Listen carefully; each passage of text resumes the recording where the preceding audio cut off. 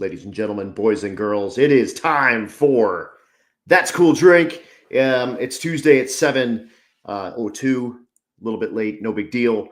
But welcome, you guys. I had an absolute blast over the weekend.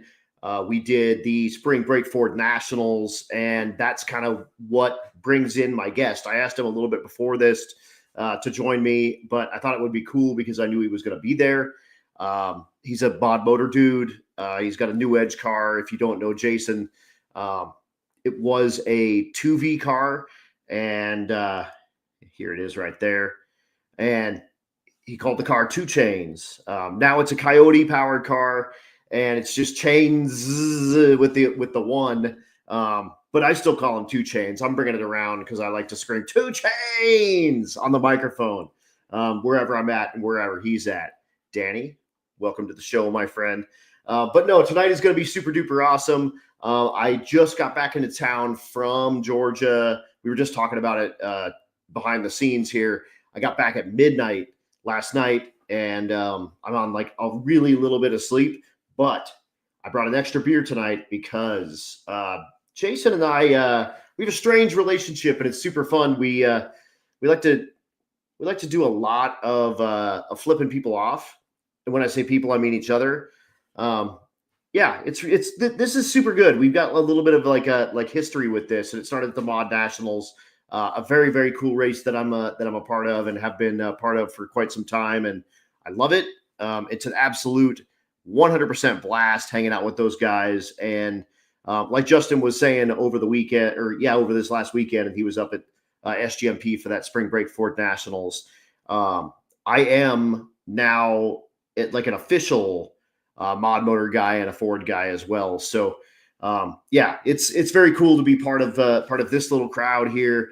And a bunch of these guys have become like good friends of mine. And like I said, like, Jason's no different at all. It's been an absolute blast getting to know him. And I think tonight's going to be cool because he's one of those dudes that I know, like I can kind of screw with and we fuck around a little bit kind of behind the scenes. But I don't know a ton about his program, and I looked a little bit into his world a little bit, and he's got some good stuff going on.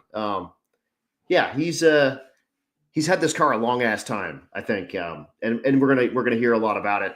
It is gonna be very cool. Lycan, man, I hope you got something icy cold. I've got an icy cold Coors Banquet tonight for That's Cool Drink, and my 10 views. And it's going to be absolutely cool. But guys, tonight's cool.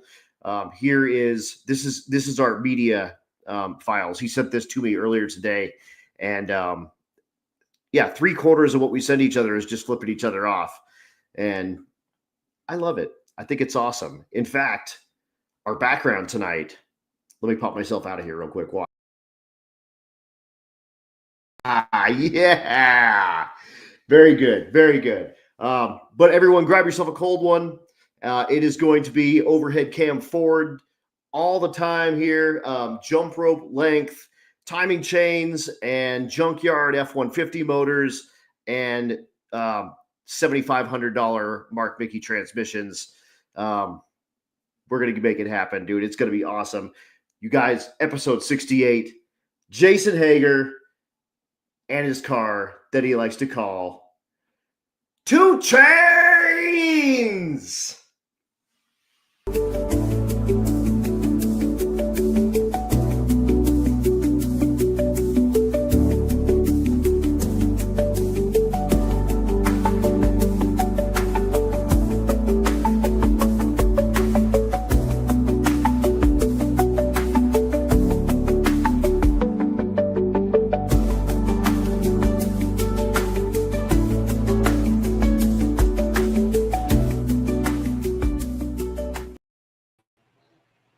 The new music catches me off guard. It used to, I don't know, it changed on its own.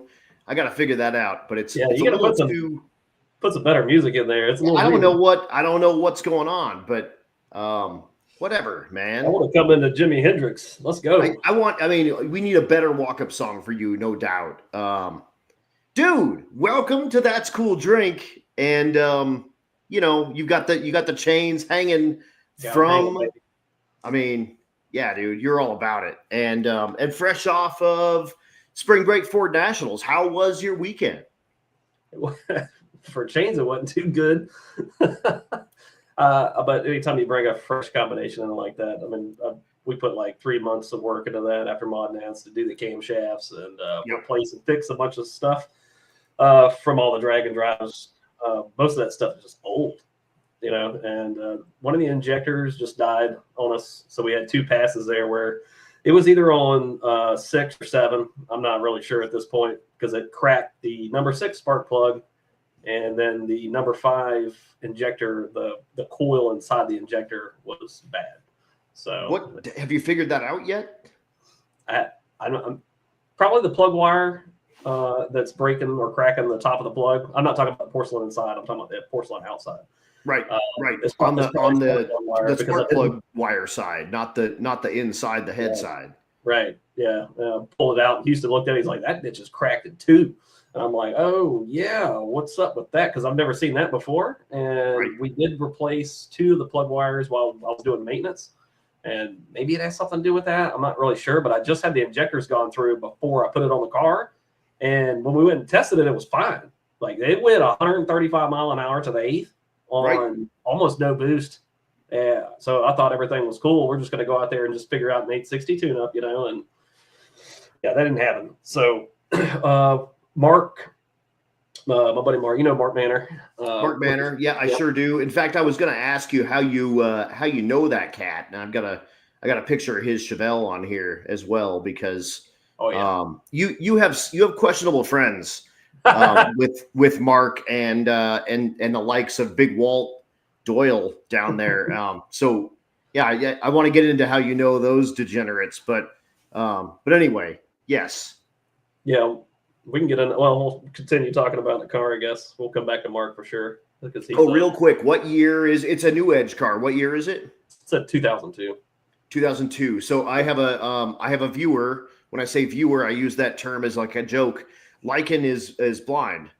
So he has a Hot Wheel. He will go find a Hot Wheel of your car so that he can feel the car so he knows what your car is. Yeah. Lycan is a dude that I announce when I announce Rocky Mountain Race Week. He likes to tune in because I take pride in announcing every single pair of cars, nearly every time, because it's important, I think, to the people that are driving those cars and the people that like the people that have those cars. Sure. But I've gained a fan in Lycan because he feels like he's there in the moment, and so he'll go find a Hot Wheels of your car, and then he'll know what we're talking about. So a new Edge car, these are known for being a super duper fast car in the aftermarket because it's a glorified Fox body, right? Yeah, but one of the reasons why I bought the car is it has a wider wheel well in the back. The Fox body in S95 it's still an S95, but the newer body with the new Edge, it has a wider wheel well, so you can get the 275/60 up under there. And my fenders ain't even rolled, and you can really get it low and get the upper control arm angle that you want without having to do a bunch of modifications. Yeah, it's been sort of until the S197 came out and people started figuring that car out. That like the new Edge was the jam, and of course it would have come with a mod motor. It would have come with a 4.6.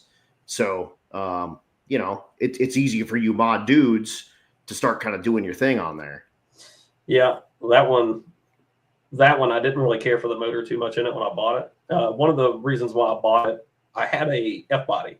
I had sold that. I didn't want to spend $3,500 on the rear end, to be honest with you. So I was looking around. I'm just going to like search online ads and stuff like that for a car, and I found that one. It was like perfect. It's black. It's manual. All right, I'll go buy this. It had wheels on it already. Is this the car? Yeah.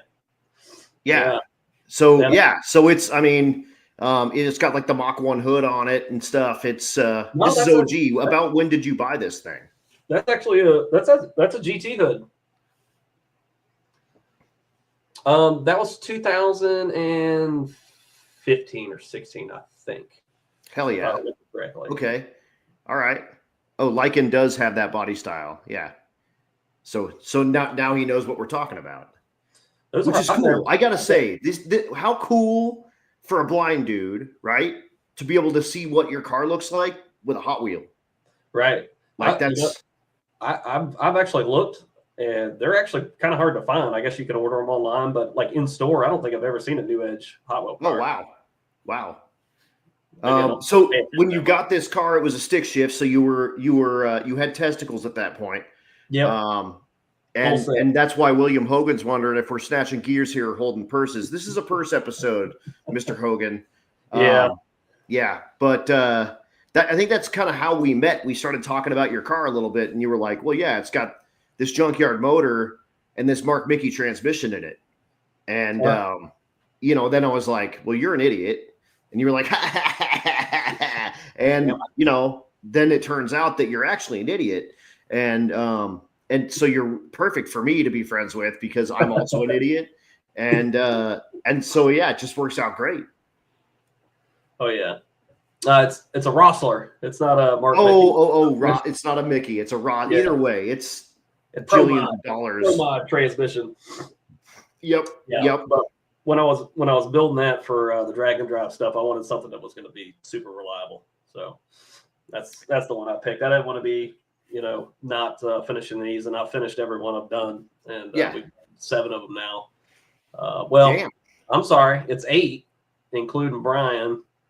But Brian had some transmission issues that turned into engine issues because of the transmission, unfortunately. You're right, and of course we're talking about Mr. Brian Slow with the Social Security car. Right. Like this is a 78 LTD. Mercury Marquis. Marquis, yeah. Yep, 4-door. Look at that beautiful thing. Yeah, think like an old cop car, and he's got a little light bar on the top of it, and he flips that thing on when he makes runs down the track. Most of the time, he actually had an issue where that flew off of the car and broke on the racetrack. So he's an idiot. It's an 84 Marquis, and so you're an idiot as well. So this must have been a fun trip. Doing Sick Week with Mr. Brian Slow, Lycan says he got that New Edge off of Amazon, new old stock. Oh, that's cool. You might be able to find you one. That is cool. And when you hold on 1 second, when you say that's cool, then we drink, my friend. Yes, cheers. Oh yeah. So let's do it. Let's talk about talk to us about real quick. We're gonna jump around. It's gonna be there's no structure to this. It's just stupid, and it gets worse as we have more beers. But what is the combo in the car now? It's still junkyard Coyote with cams, springs, flip tensioner. Head studs. That's it for the motor. The turbocharger is forced inductions 91102. Turbo kit's built by me. Transmission's a Rossler Power Glide with a Cameron's torque converter service transmission in it, converter.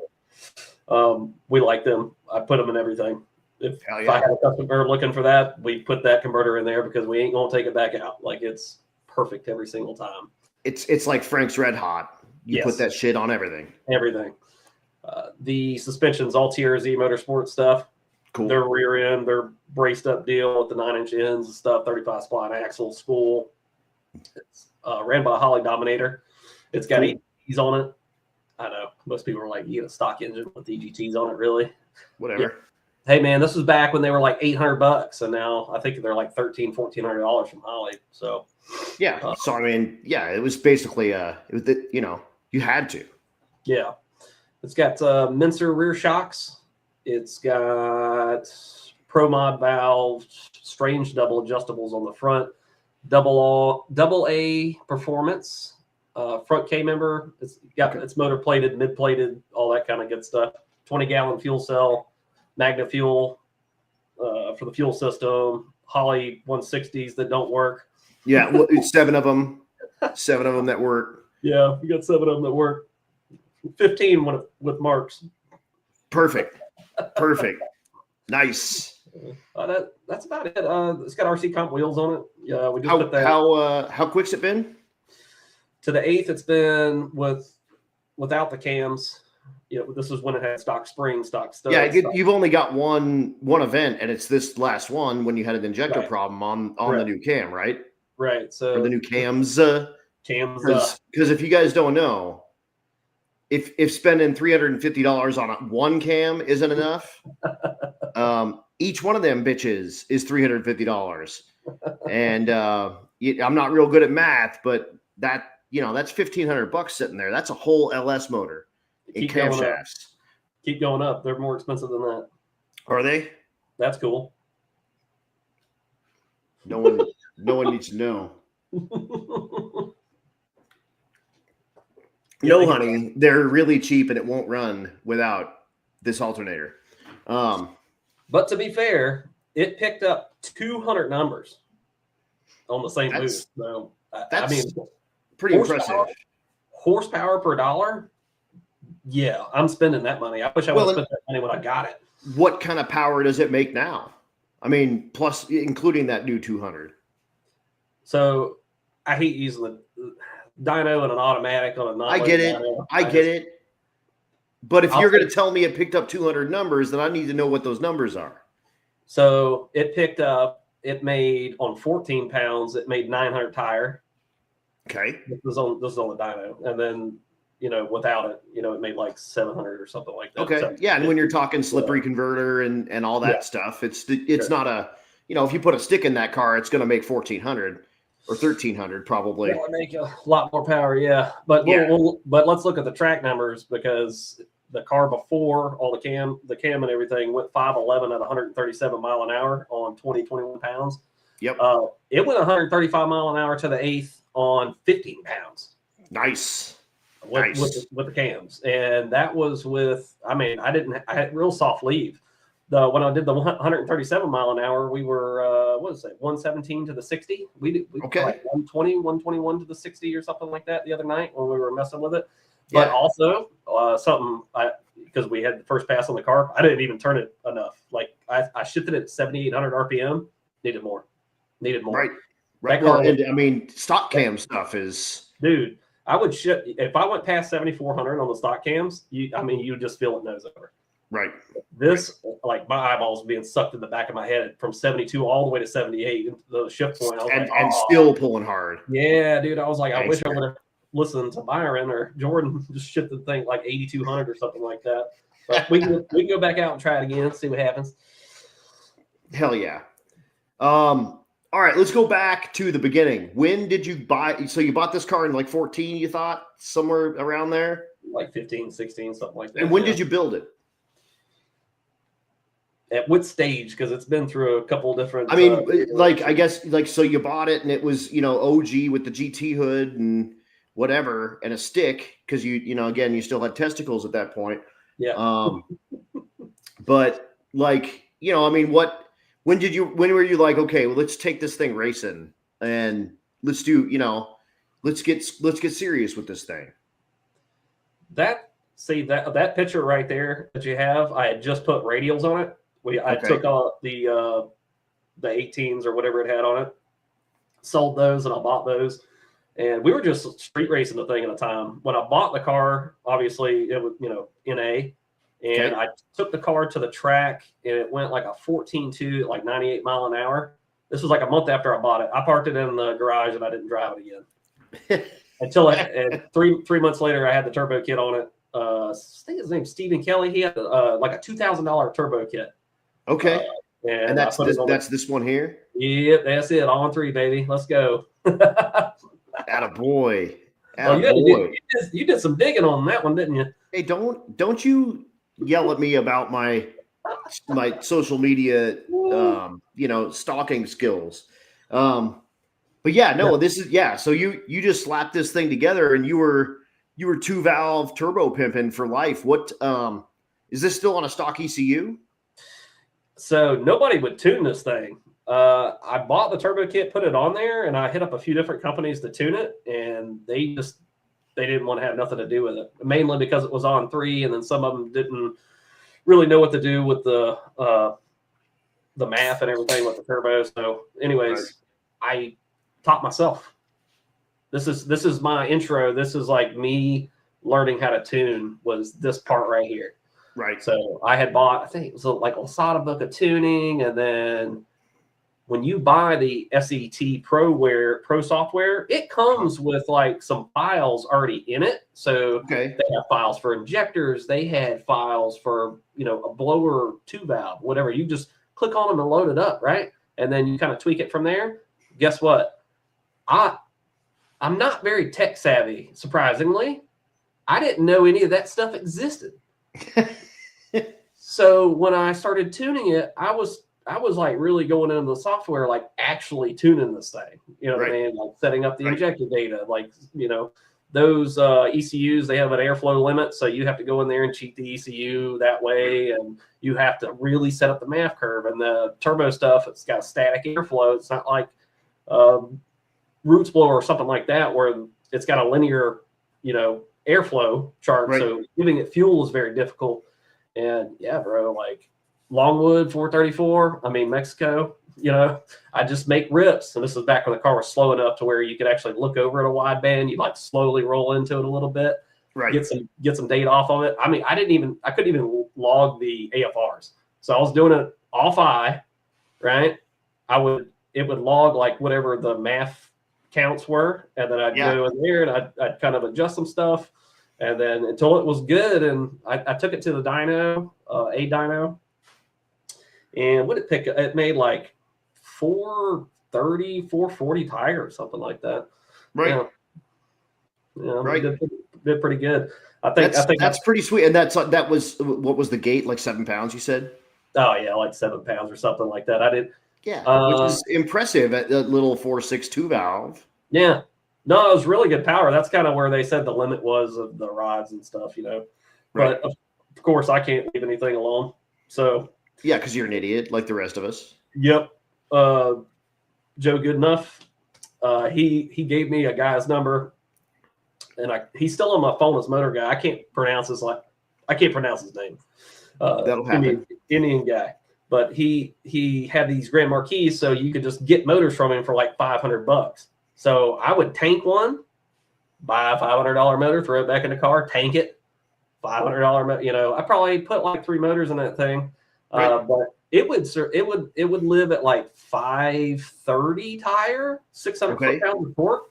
I went 1130 at 120 something mile an hour with that, and it had the stock clutch, stock axle, everything was stock but the turbo kit, everything. Hell yeah. So I was pretty happy with that 1130. That was impressive for me. Anyway. Well, and especially you're talking $500 motors. That's when we're we're kind of busting balls behind the scenes here, and that's what LS motors cost. And like a whatever shelf junk 5.3 that dudes are popping. You're doing the same thing with Grand Marquis motors that this dude's just. Whatever, Motor Guy. He just kept breaking them in. He would never run out of it. It was insane. But gangster. Between the turbo and the software and stuff, I had like $3,000 or something like. That's cheap for an 11-second street car, bro. Just endless amounts of fun for 3 months anyway. I'd beat the piss out of it. 3 months at a time. You don't even change the oil. You just change the motor. No big deal. I never did change the oil in any of those motors. It got fresh oil, then it would come out when it, knock a rod whenever it grenaded. Yep. But it was a lot of fun. We did so how long did you run the 2V in the thing? And that's when it was 2 chains, right? Yeah. Shout out to my buddy Dante Ricciardi. He came up with that in a parking lot, Publix parking lot, back in the day, because we wanted to have it. Maybe. Attaboy. If you guys don't know, Jason is a Florida man, so. Yes. It's 9:30 out there for him right now. It's early. Yeah, exactly. Exactly. Go ahead. Oh, sorry. Well, we were in a Publix parking lot doing one of the street things at like midnight or whatever. They were just like bullshitting around. We wanted to come up with a name for the car. And Dante's quick on his feet. He can come up with something out of his head like that fast. And he goes 2 chains. And this is before, I don't really follow music or culture. Right. All, Right. Just I'm basically a race car. So anyway, he said 2 Chainz, and I was like, that is bomb. I didn't realize it was a rapper until like way after. And I think and then I had named the car that after the fact, and of course somebody else had taken it. It was Matt Craven. He's like, my car was already named 2 Chainz, but I was like, whatever. We're just gonna keep it going. You want to race for the name? Yeah.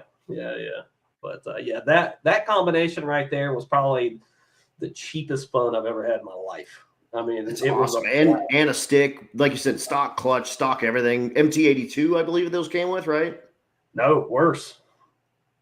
TR 3650. 3650, yes. Yep. With a broken third gear shift fork. I'm the only person that could drive the car because I was the only one that could get it in the third gear. Mm-hmm. That third gear was like ruined. So when walk us through the progression. What happens next? When are you? What do you change? Do you put the auto in it next? Are you doing the Coyote? Does that all happen at once? I'll tell you what happened is I watched this video with Larry Larson on 1320 with that Chevy 2 doing, I think he was doing race week or drag week or something like that. And then I started watching another drag week video. Then I started watching another one. I'm like, bro, we got to do this. This is what we got to do. Right.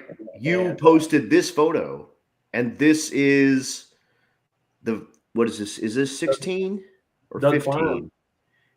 I think this was 15, and this is the birth of Cletus McFarland. This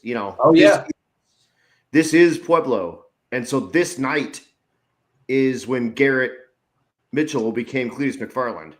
Oh, that's wild. Yeah. I didn't know that. I knew he was in front of that car. I didn't realize. Wait, that's 1.0 there, right? Yep. Oh, okay. Yep. And that was the one he did the lane in front of it deal. And for some reason, so I mean this is hours away from the biggest automotive YouTube dude ever, right here. But you posted that shit in 2015. You were like, okay, like, and I could tell like you were bit by this bug. Oh yeah. Pretty early. Big time. So I went through one last motor. I think we were supposed to like do NMRA or something like that, and then I busted the motor. At this point, I'm like, you know what? It's time. Like the car's obviously paid off. I just paid cash for it, so it can sit there forever off insurance, and then we just slowly just put this thing together. I hit up TRZ Motorsports. I started with the suspension first, and then I bought everything, man. The K member, all that stuff that's still. So you just did it all at once, like wholesale. The suspension I did, yeah. Okay. I wanted to start with that. Curtis Forsberg did the 850 part of the cage for me. Cool. So that went off to him, and I think I'd already put the suspension in and stuff at that point. And then he did the cage, and then we just started slowly piecing it together from there. Cool. And then I finally got it started. Jordan built the 2-valve for it. That one had a 400 in it, though. Okay. Jordan from Modular Head Shop, and I know he helps you a ton with your current program, and it sounds like for a long time. So shout out to Jordan Martin with Modular Head Shop. It's funny because I talked to Justin, and I was like, every time I leave a Mod Nationals, I'm always just kind of like searching Facebook Marketplace for just something. Because I'm like, dude, these things are great. Like we had the last Mod Nationals, guys had, I think, 6 or 8 passes minimum on their stuff. And I think we had 1 engine failure. So, I was like, I can get into one of these like 2 valves or 3 valves pretty cheap, man. And Justin said I'm basically a mod motor guy now. But I started perusing Modular Head Shop's website because I was like, what do these cost to modify? How cool would it be to have some like weird sleeper, 2-valve big cam thing, whatever. Yeah. And I mean, I am relatively converted already. Like I know this community really well. The NMRA guys have helped me with that. Of course, Mod Nationals as well. And then this latest iteration of the Spring Break Ford Nationals. Man, I have friends in this community like crazy. I don't race one. But I respect them, and you guys are cool as hell. And yeah, I mean, you know, I if someone was paying for it, I was you know, I would put a mod motor in whatever. So, but no, Lycan. So the mod motor is the 4.6, both the 2-valve, 3-valve, and 4-valve. The 5.4 is a mod motor. In fact, the V10, the Triton V10 motors are actually considered a mod motor as well. The Coyote is not technically a mod motor. It's still an overhead cam Ford. It fits in the same. They're cousins. They're still in the same family. They're like kissing cousins. They're like real close cousins. But you know, yes, they're all in the same kind of world, ish, if you will, ish. They kind of they resemble each other a little bit. They kind of work the same way. So yeah, they're the mod motor. The true mod motor though is the 4.6, the 5.4, and technically that Triton V8. And then the Coyote was, you know, the 5-liter Coyote, and then the 5.2 Voodoo motor, et cetera, et cetera, et cetera. So, dude, it's a mod motor. Shut up, LS boy. Does yours run right now? Just curious, touchy because all mine do. Anyway, so yeah, then you decide, okay, we're gonna ditch this. I know it was rude, but I mean, I had to bring it up. I had to. You decide to do the Coyote, and so you wholesale did the suspension. Was it still running with the 2-valve? Were you testing the suspension at the time, or did you then jump right into the motor? Oh no, bro. We were doing drag week with a 2-valve. Like that was the plan. We're not even talking Coyote yet. Yeah. So I moved to another shop, and then we were shooting for 2019 drag week. And okay.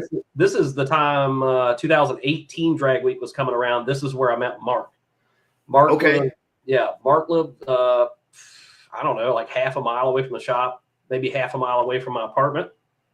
Okay. And he saw my little certificate on the wall, and he wanted somebody just to look at his tune. It was doing something he didn't really care for too much. And I went over there, I spent a day with him, and made him happy. For folks that don't know, the certificate on the wall, what do you do to make him happy other than your mouth? It was a certificate for the Holly class that I did with Scott Clark. Anyways, he bought parts from the speed shop there. That's called the Speed Shop. And anyways, he saw that on the wall, and gave me a shout and wanted me to come over there and pleasure him. Right, and also tickle the keys on his car. Yeah. So I couldn't figure it out like the first night or something like that. What it was is he had a distributor, obviously. He has a Holly HP, and so it runs on batch fire. Those typically, like if you hold the throttle like the 3,000 RPMs, the RPMs will kind of go up and down because it's batch fire, because the fuel is going from, you're spraying one side, well, valves open on this side, so it's trying to suck fuel from this side. So right. Inside of the intake. Yeah. So for folks that don't know, so sequential injection is when each valve opens, each cylinder gets fuel in its firing order. If you're using the distributor, it does what he's saying, batch fire. So it fires the left side of the motor, and then the right side of the motor, and then the left side of the motor, and then the right side of the motor. So yeah, I'm trying to, for all levels of folks, just so they all know.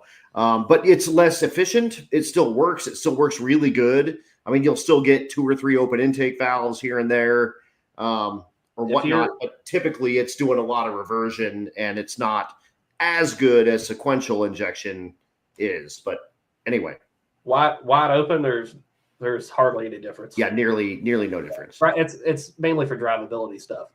Right. Wide open, I've seen plenty of cars go to bottom 4s, 3s with batch. It doesn't matter. Like right.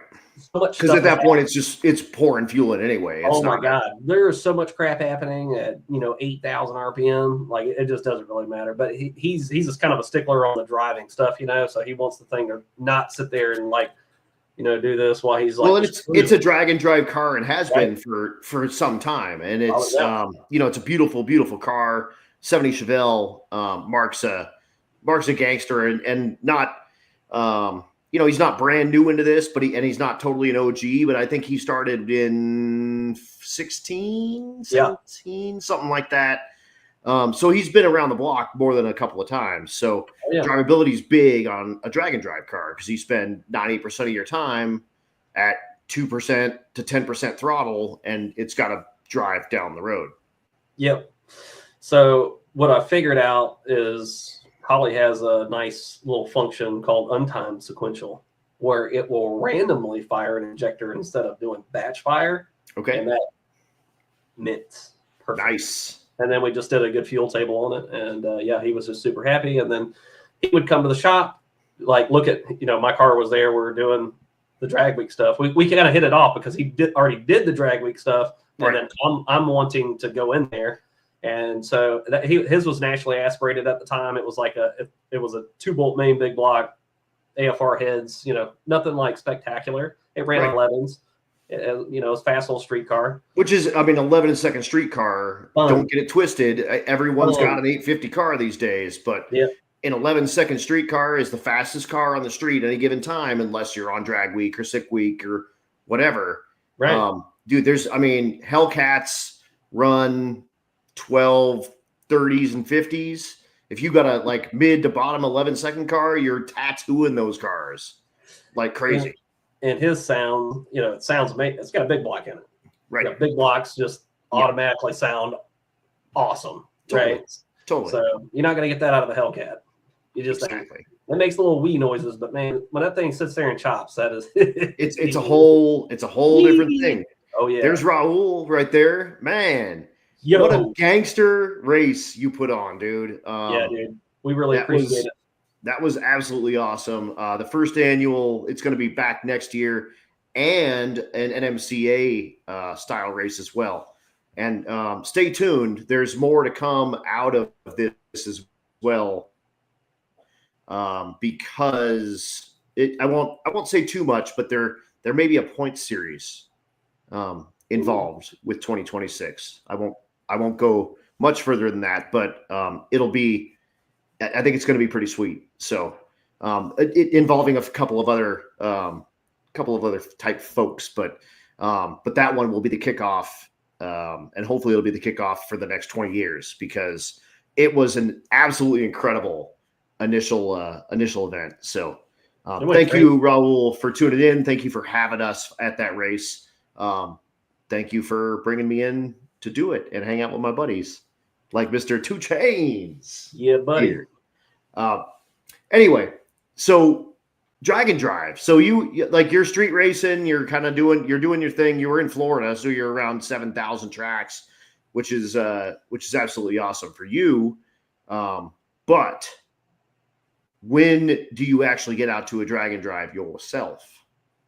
So we fired that thing up in 2019. Let's see, 2019, and then we got in. You got to do the clicky thing, whatever. So I had everything loaded on my computer, ready to go. And where did we go? Virginia Motorsports Park, 2019. Okay, yeah. So that's not too damn far away from you. I think it's like 10, 12 hours or something like that, or whatever. Yeah, not 30. Yeah, nothing like that.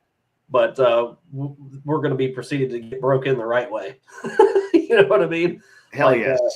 We sort of tested the car, and by sort of, I mean we made a pass the night before we left. Hell yes. And this is 2-valve turbo still. Mm-hmm. Okay. It flung a belt off of it, and we had to get my buddy to trailer it back to the shop, because that's what we drove there, which was a mistake. And we didn't even sleep. What time we left at like 6, 7 in the morning by the time we got the thing loaded and all that other jazz. And then headed up there. And we didn't know if the motor was hurt or not. It was making a weird, it was making a little bit of a tapping noise, and I had pulled the oil when I got up there, and I didn't see anything. It was just Molly and, just regular like braking stuff. So I was like, okay, loading it back up with the oil. Hit our first day up, and that day it rained. So we only got one pass in. We didn't get the lead till 3. The pass sucked. I didn't have a cage cert, so we were just like shooting for 10-0s, just testing the car basically and hoping to just make it through the week. And we didn't get to the hotel like 10 o'clock or something like that, 10, 11 o'clock at night. Right. And then the next day, that went all right. Wednesday is where the Wednesday's where the problems start. Axle seal, just from the car sitting there for like 2 years or something like that. Totally, Yeah. It had already out. And... Yep. So a guy from 9-inch and 8.8 rearends.com just happened to walk by my pit. I don't call it intervention. You're just living right there, dude. Like that's how crazy is that? Yeah. I pulled the axle out of the car and somebody else said, look at his shirt. And I'm like, I look at his shirt. And I'm like, no way. He took that thing 3 hours round trip, put a bearing on it, and then brought it back to me. He drove a camper there or something like that. It wasn't cheap. You know what I mean? Yeah. And he charged me for the bearing. I tried to give him more money, but he didn't want it. Jamming it in the car, haul ass to New Jersey. And then by this time we have what sounds like rod knock at this point. So I make a phone call. You've heard rod knock a bunch. Like this is your third iteration of this thing. I've blown up several motors, because the 2-valve always, when it knocks rod bearing out, you instantly know. So I'm like, I was like, what is this? I called Jordan. I was like, what do you think? I was like, you think it might be a lifter or something like that? Because when you pop the hood on this thing and it's running, it's pretty loud, And he said, maybe it's a tensioner. So he told me to get a 90-degree pick. Ed Swartz hooked me up with a pick, and I pulled the valve cover out, started it, and I can see the timing chain. It's actually the one I'm wearing. This thing is just flopping. And I'm like, no shit. Turn the car off. I reached down there with the pick, and what had happened was Yep. I pulled too much timing out of it for safety on the dyno. Mm-hmm. It had pushed the ratchet back in on the tensioner. So I reached down, I grabbed it, it went click, started the car up, no noise. It was fixed. I mean, you're like magic. Yeah, Jordan's the man. I was like, oh, dude, you have no idea how much better I feel right now. And then we turn around the next day, go to Maryland International Raceway, first wheelie. That'd be my first wheelie at Maryland. How'd that go? It was it wasn't much of a wheelie, but it was the first time I had ever picked the front tires up off the ground. You know what I mean? Right. So I was like pretty ecstatic about that. You were on cloud 9. Yeah, until I got back to the pits, pulled number 1 spark plug out, and it melted the ground strap completely off of it. The engine was fine, but that'll happen. Those are cheap. No big deal. Yeah. So put a plug in it, and then we left there, and we finished out the week or whatever. But it was definitely an experience. When we came back, I don't think I looked at the car for like 2 or 3 weeks. That's awesome. I didn't want nothing to do with that for. No, I get it. After living in it for a week, especially your first time, and kind of having to thrash on it a little bit, you're like, you F that thing. But it's such a different thing when you go on your first one, because then you're like, dude, I can drive this 30 or 40 or 50 miles, and if you're 30 miles away from where you're going, you're almost there. Like it's not true street, NMRA and MCA stuff anymore. This is, 120, 150, 200 miles is not out of the question. And you can do it because you've done it. For anybody that hasn't done drag week and has done other drag and drives, or drag week's bad. I mean, they make you drive. You know what I mean? Yep. You can leave at a decent hour, and good luck getting to the hotel before dark. Right. Even if nothing goes wrong, good luck. You know what I mean? Like, they're long drives. I would say that it's definitely long. You need to come on race week, because we do long. Oh, they're even longer than that. Well, we typically do one day where we're 400 miles. Oh, but you guys drive you guys drive one day, right? We And have a then drive day, right? And yeah, that's our 400-mile day. right. Um, That's and what it, I mean. That's what I back in mean. the day, we would do 2 drive days. Both our east-west days were long, so we would stack a couple in there, figure it out somehow where we would you'd have a little extra time, and then we race at night, so you can drive all day and just get there, and then we just race. We start at 3, so you could That, start early that and sounds bang nice. miles. But no, it's not like I mean, a bunch of these do 600, 650 miles, and they're like, okay, we're done. Yeah, That's 2 days for a lot of these. So right. yeah, you hammer miles. That ain't no shit. And there are a handful that are a little longer than others for sure, and they make you prove it. And that drag week was the first.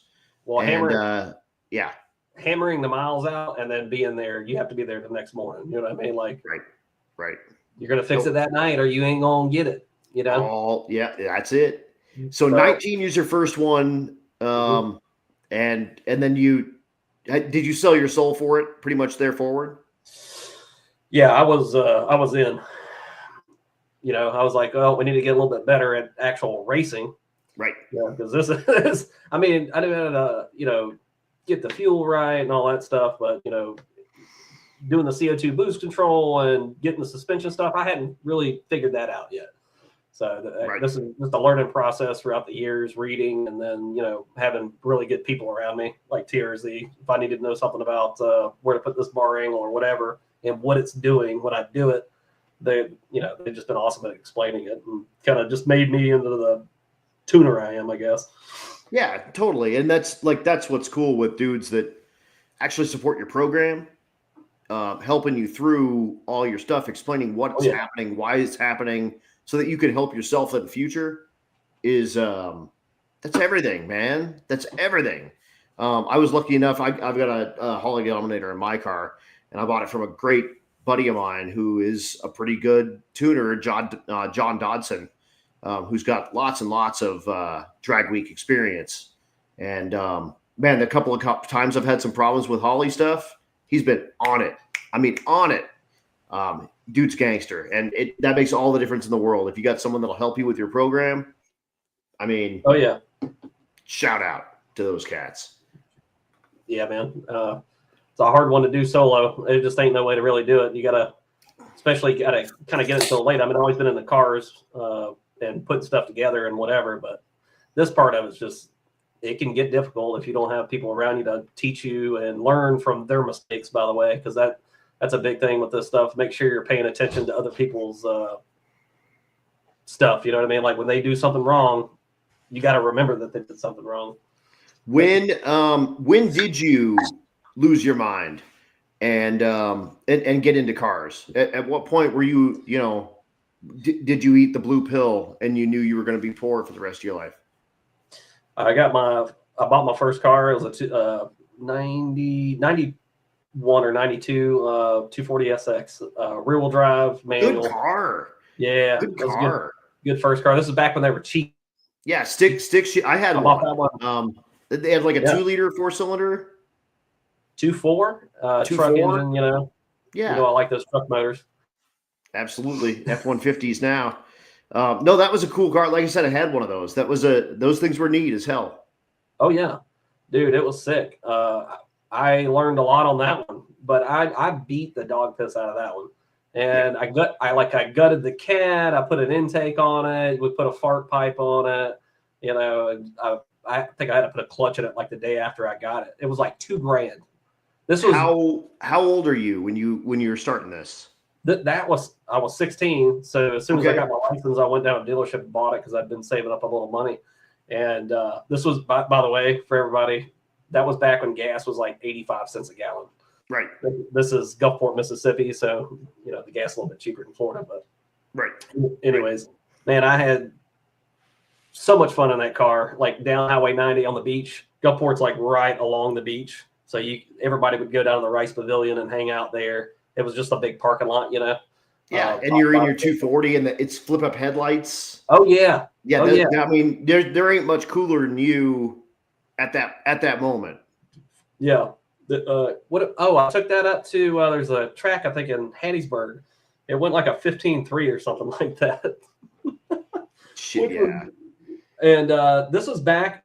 I think this is kind of where they started putting radial prep down. Okay. They were having a race that day. This is kind of before I was into that kind of stuff.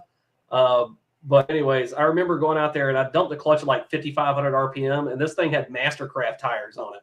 Okay. Just like terrible tires that had hubcaps on it. And dude, the rear bumper hit the ground. There was so much glue on the track. And the clutch that I already replaced was slipping the whole way home. We made one pass. And I was like, all right, well, the clutch ain't going to make it. Do that again now. Perfect. Yeah. I was like, we probably need to leave before we, the clutch just ain't gonna get us home. So Lycan sold a lot of limited slip rear ends for those. Oh yeah. And he also wants to do a drag and drive, but feels bad that he can't help with the driving. I promise you someone will take you. If you would like to go, reach out to me. I can get you a passenger seat, and they wouldn't even give a flying fuck if you were able to drive a second of it. But if you got to go do it, I'm telling you, it'll change your life. I did my first one in 2014, and I had a similar experience. Like I sold my soul to it, and I looked at it from 2012 or so on. I was pretty seriously like, I'm going to go do this. And when I finally did it, all downhill. And yes, drag and drive RTM. Yes, nothing new on that, by the way. While I've got my my dozen viewers that are watching, plus my wife and your girlfriend, or wife, or whatever she is to you. And she's awesome. It's cool that you can bring your chick out with you. We'll talk about that in a bit here too. Nothing new on that. At this point, he's got another 3.5 weeks to answer.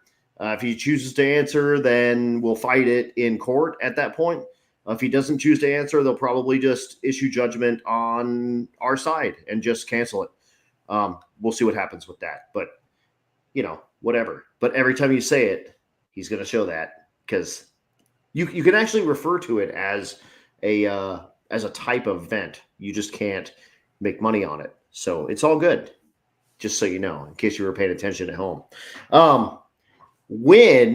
So you sold your soul to it. When did the Coyote end up in your car? When did you decide, like, all these 850 guys is the jam, and that's what I want to do with my life? Well, we're going to keep the 2-valve in it, but that number one spark plug that I was telling you about that melted the ground strap off, now we're about to find out that there's a reason why it's doing that, not because of a tune or anything like that. I was like, I'm going to pull the heads off this thing and see what is going on. It's because it just doesn't make any sense. I'd make it like an 8th mile pass, and it would just the ground strap would be crispy. You know what I mean? Right. Like it didn't make any sense. I added fuel to that cylinder. I flowed the injector. I was like, I know this is fine. So we pull the head off of it. I had put, this is stupid, this is an iron block, right? I put tap water in it. Tap water had been sitting in that motor for quite a while. Well, all the electrolysis was just sitting in the head, so it had no coolant going through it, and that's why it was mounting the ground strap. So, all right. So, I could have flushed everything out. I could have flushed everything out at that point, but I was like, you know what? I could probably sell all this stuff and just probably find a Coyote. And my buddy Joel, he's like, hey, I got this LKQ Coyote. I'll sell it to you for $2,300 or whatever it is. I was like, okay. So I went to it's a second gen? Gen 2, yeah. Yep. And Gen 2s have even the trucks. So Gen 2, Gen 3, doesn't matter. They all have Boss rods. Okay. So they're powder forge rods. They're a lot better than the Gen 1 stuff, apparently. Like, you can throw the moon to these rods. They don't care. That's awesome. Yeah. Good luck snapping one of those. I mean, if you have some catastrophic failure, that's different. Injector. Right. Exactly. And so for folks that don't know, the Gen 3 is direct injected, correct? It is, yeah. But the blocks are the same, right? The blocks are not the same. They're not. Okay. Yeah. Got it. I'm still kind of new to it. What externally tells the difference between any of the generations? The 1 and 2s have bigger head studs or head bolts. and the Gen 2 has a smaller one. So mine has a 11 millimeter. Okay.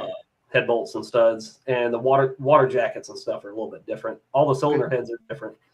And then you get really funny when you get into the truck stuff, because Gen 2 truck stuff, it's a Gen 2 block, Gen 2 rod, boss rod, all that stuff, but the heads are actually a Gen 1.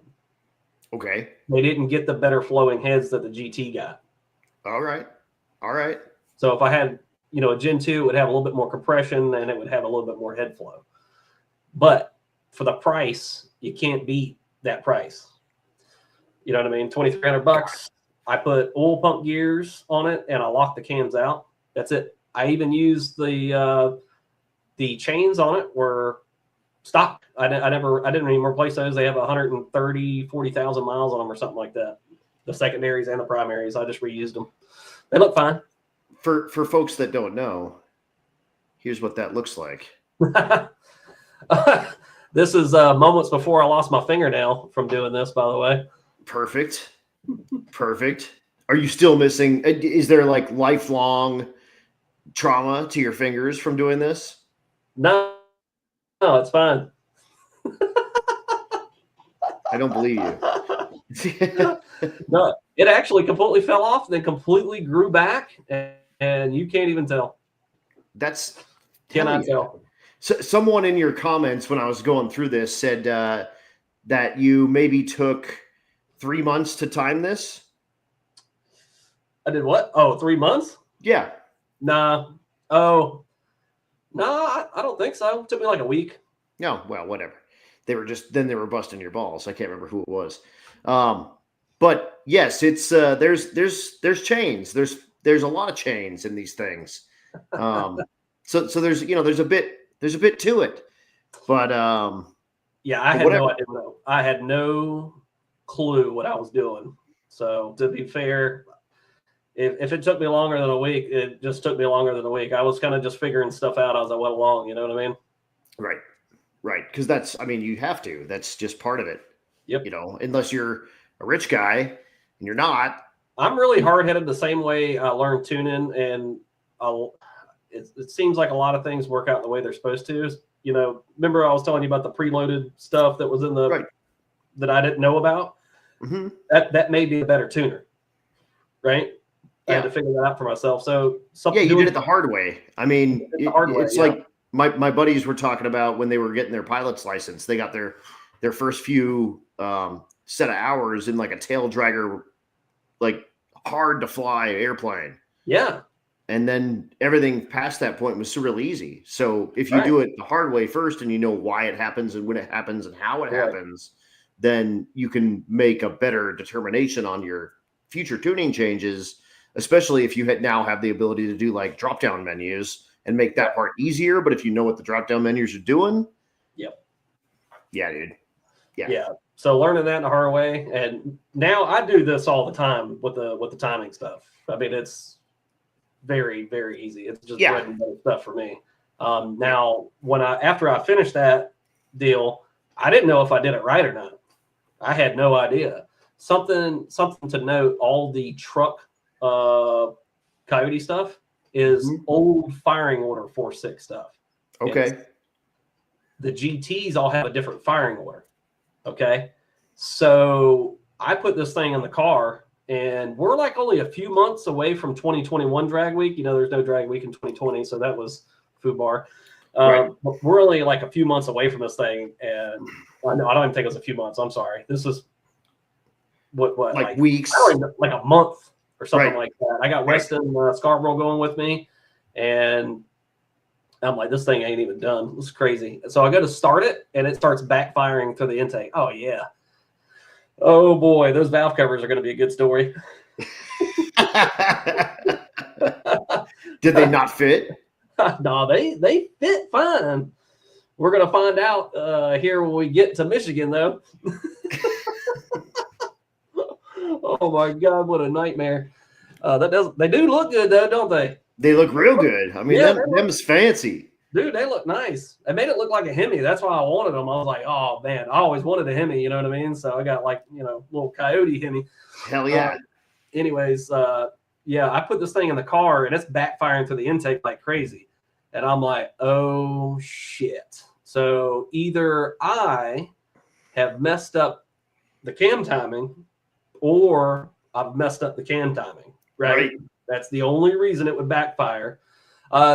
The other 2-valve stuff would have this weird thing where you would have to start the firing order with 6 instead of 1.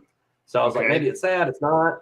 And here's where Joe Goodenough hopped on, and he was sending me like degree stuff, like for the primary chains, like maybe I got one side wrong or whatever. And I'm like going through it. I'm sitting outside. I'm sitting in my truck outside the shop, like, but I'm about to go home, like beside myself. Like, I can't believe I got to pull this motor back out and redo all this crap. Right. And anyways, he goes, "Hey man, the trucks have the old 4.6 firing order, right?" No, I didn't know that. What are you talking about? Okay, so I go back inside, pull the laptop out, put the old firing order in, fires right up. I was like, fires right up, like no problems. And you're just like, oh, now we can do all the other crap. So anyways, we fired this thing up. Weston comes to the shop like the day before we're packing up to go to Michigan. Still ain't drove it. And this has the Rosser glide in it, the Cameron's converter, like all this nice shit on it, the EGTs. Yeah. Well, that's the 2-valve there. Okay. That's that's from 2019. Either way. So we load this thing up and we drive to Michigan. I think it took us like 2 days. That's a 24-hour ride. It's a long way. Yeah. And we unpacked this thing. And I was like, all right, well, we got to take it for a ride. This is the day before tech day. And we hook up the little trailer to it. I'm trying to drive around doing a little tuning on it. And do it. I kind of smack it a little bit, like as soon as we pull out of the hotel and the trailer flies off of it. Oh, perfect. Hell yes. Oh, you didn't grab the picture of that? I didn't. That's on Facebook. So like Weston jumps out of the car and then grabs the trailer and then pulls it up into the little parking lot. And what I had done was the trailer hitch and the parachute mount are the same thing. Like you take one out and put the other one in. Correct. I didn't jam. There's a pin that goes in through the top. You didn't get the pin all the way in. No, the pin was in there. The trailer hitch was not all the way in there to put the pin in it. So you had the pin in and the trailer hitch was butted up against it, but not in the hole. Yeah. You missed the hole. That's okay. It didn't have hair. It didn't have hair on it. You automatic guys, I get it. Sometimes you miss the hole. It's all good. It's all good. Oh my God. So anyways, so at least we drove it at this point. We know it works. And again, I had no cage cert once again. So I'm like, well, we're just going to run it hard to the 8th again. And, just kind of iron out this whole thing. Right. I drove it 30 miles of tech next day and got it all teched in, good to go. And then we started our week, go up to first round. I didn't have the trans brake connected until like the 3rd day. So it was pretty much just like foot braking it, checking the tune up, making sure it's good, all that. Yeah. We go to leave Michigan. When was that? US 131, right? I think so. Yeah. Yep. And where I'm doing the dust off, Torque Storm dust off drag something or another. I'm going to be announcing that as well at US 131. FM3 is putting that on as well. So check Torque Storm social media for all the information on that. Sorry for the plug because I mean, whatever. I do this for a living. Yeah, buddy. So we got to leave this track and we get about 20 miles down the road and I start smelling smoke. He starts smelling smoke and I'm like, oh shit. Here it is. We pull over and it's like, it's kind of, it's smoke's coming through the cabin now. I pull over, pop the hood. There is oil everywhere. The Hemi valve covers that we like so much. Yep. Leak like a sieve. You see where the spark plug wire sits down inside that little hole there, right? Uh-huh. Yeah, there's a little rubber grommet that goes like an O-ring kind of grommet. Yep. Well, when they sell those valve covers, they send them to you upside down. Oh, so you got to take them out. I haven't tried that yet. I haven't tried it yet, and I still like those valve covers, and I might try to do that again. Those are nice looking valve covers. But it was leaking from places that didn't even make sense. Literally. I mean, the stuff that was just like the little cap that pops up that you put the fitting on for the I can't even think of the name for it. The little box with oil fill. Yeah, it was leaking from the oil fill too. But it wasn't even welded though. You know what I mean? Like it just sat on, like it was bolted from underneath or welded from underneath. Huh? It was leaking from that. And I was like, I don't even understand how oil would even get up there. My catch can. Right. I can tell you why. Oh.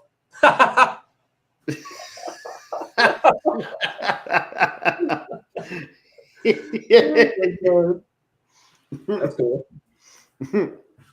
Drink. So yeah, those things were a mess. So my buddy Skip, there's definitely a picture of that of him in a Suburban. He came up from LS Fest.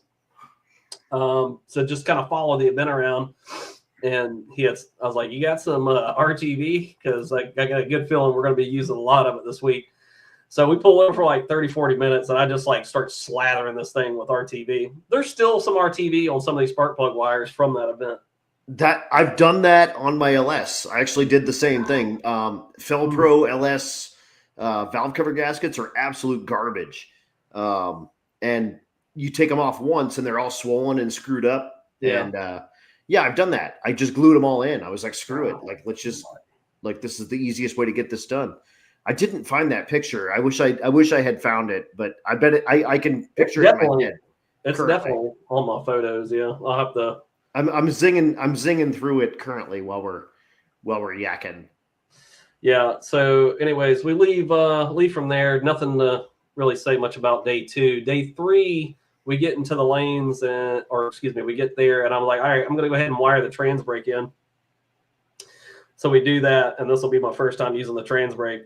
Your boy gets up there, does a burnout. All right, we're going to leave on some boost, et cetera, et cetera.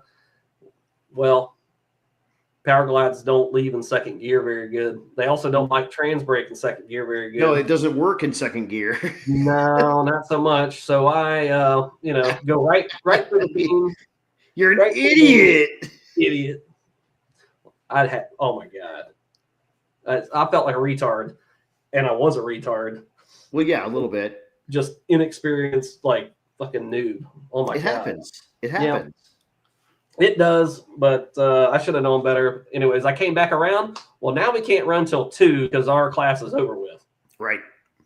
Yeah. So I was like, I'm sorry, because we know we're not getting to the hotel till like 9, 10 o'clock at night if nothing goes wrong. That was right. That's best case scenario. Like I just screwed us until at least 9 o'clock. Sorry, pal. Yep, and sure as shit, we didn't get to the hotel till 10 or something like that. Oh, that sucks. So, yeah, and then the next morning we had a dead battery because it drains apparently. I don't know.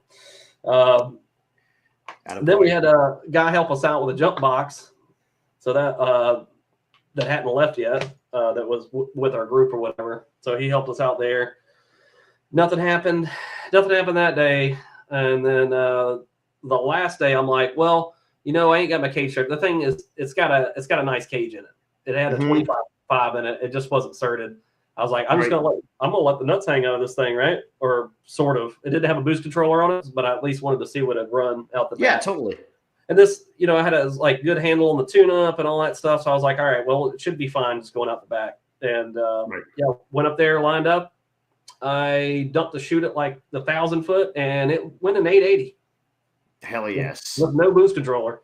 Hell yes. So that had to feel great, dude. Holy shit. That's awesome. Total win. Total win. Hell yeah. Made it through the week. That was my first 8. So US 131 was my first 8 second. And 880, it wasn't like an 899, like way in the 8s. It's really weird because none of my I've raced at other tracks more than my home tracks. All my personal best and all that stuff are always at these drag and drive stuff that are like up north. Maryland doing my first wheelie, doing my first 8. That's one of the best things with Drag and Drive is you get to do all this stuff at cool tracks that like maybe your friends have never even been to. Right. Yeah, it is amazing.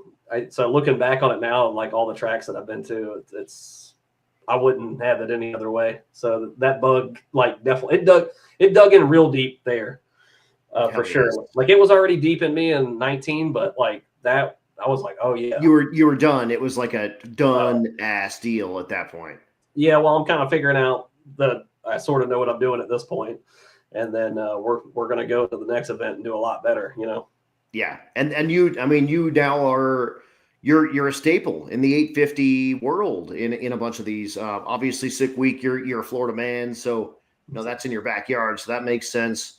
Brian was wondering if you're coming with him to go spoon at Street and Yeet. I'll be spooning with Julie. All right, all right.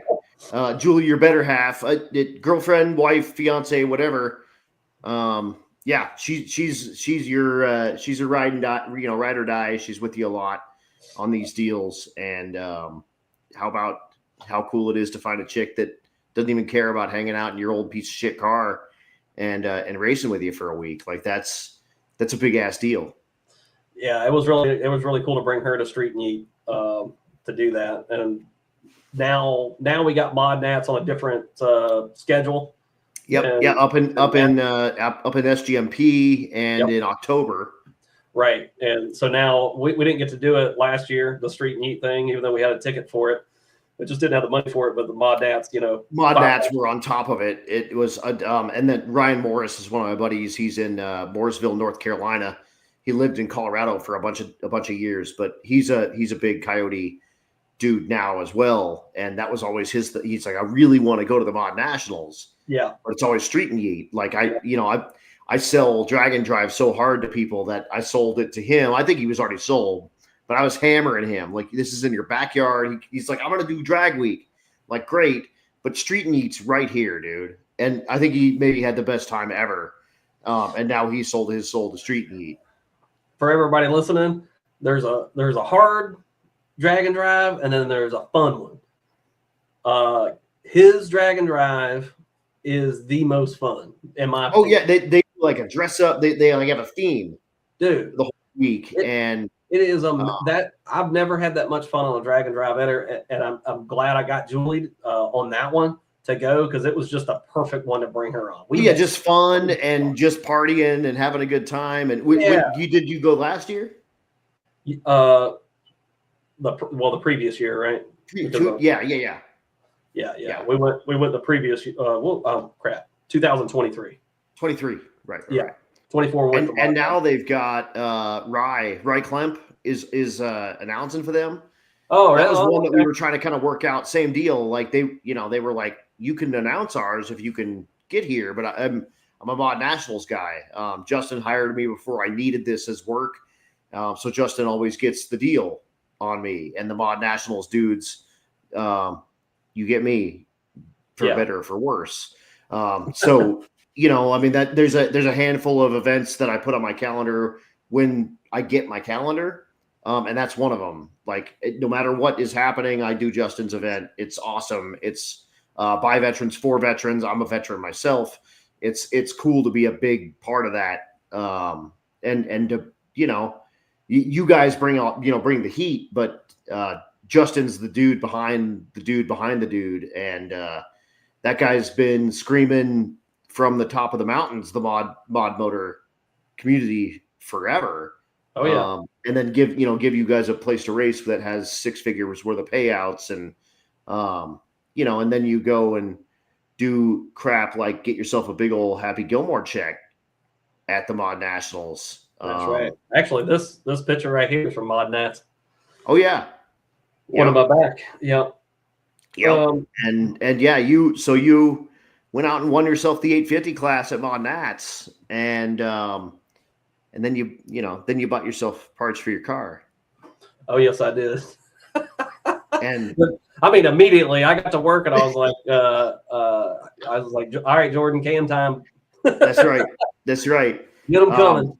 Yeah, dude. I mean, what's it like? Because I mean, obviously, Drag and Drive 850 stuff, especially like Drag Week, Sick Week.